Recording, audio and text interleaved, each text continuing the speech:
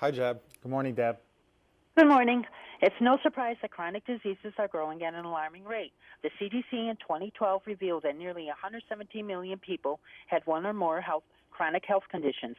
In August 2015, Sodexo and the YMCA of Central Florida implemented a healthier workforce initiative designed in partnership by the two organizations called Communities for Health. Joining me today is Nebeyou Abebe, Sodexo Senior Director of Health and Wellbeing, and John Cardone, YMCA of Central Florida, Senior Vice President, Health Strategies, Business Development, to discuss Communities for Health. Nebeyou, how serious of a problem is chronic disease in the United States?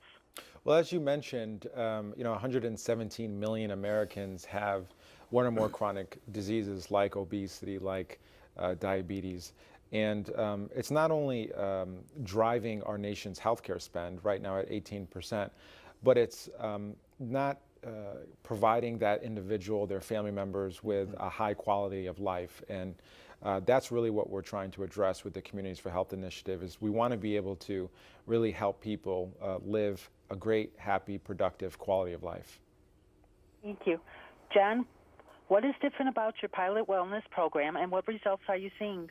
Well, I think the main component is that unlike every other organization out there, there is a lot of great work being done around worksite wellness. I'd say the two key differentiators for our Communities for Health pilot is the partnership between us and Sodexo. You have two global brands coming together really to commit time, resources, incentive-based programs, and truly thought-out evidence-based programs to provide individuals, those frontline workers, whether it's at their home, whether it's at their workplace, or it could be at the local YMCA. I can speak from our own employees' perspective. It's really fundamentally changing our culture. We've built an infrastructure to support this initiative, and the results that we're seeing from an engagement, a participation level, are significantly well above the national averages. John, why have most workplace wellness programs failed? I think that's really Neb's expertise. From the Y's perspective, what we've seen is it's traditionally let's offer a discount to a YMCA or to a for-profit gym membership. And we know that very, very few people will participate into a Y membership. But I think when it comes down to providing evidence-based programs and initiatives like this, that's where the real differentiation is from our partnership. Right, and like John mentioned, what we're really focusing on is engaging the workforce to take ownership of their own health and well-being. And what we've done collectively is create a coordinated support system that really focuses on providing greater access to health and wellness programs. And we offer a wide range of solutions for individuals that are currently healthy, to people who need some additional help because they may have a chronic condition. And so that support starts in the workplace, and it continues on when they leave work and head home and go about in their communities. And so the partnership is very unique in that sense, where, as John mentioned earlier, you have two global organizations coming together to really make an impact to improve the health of not only the individual, but their families and the communities at large.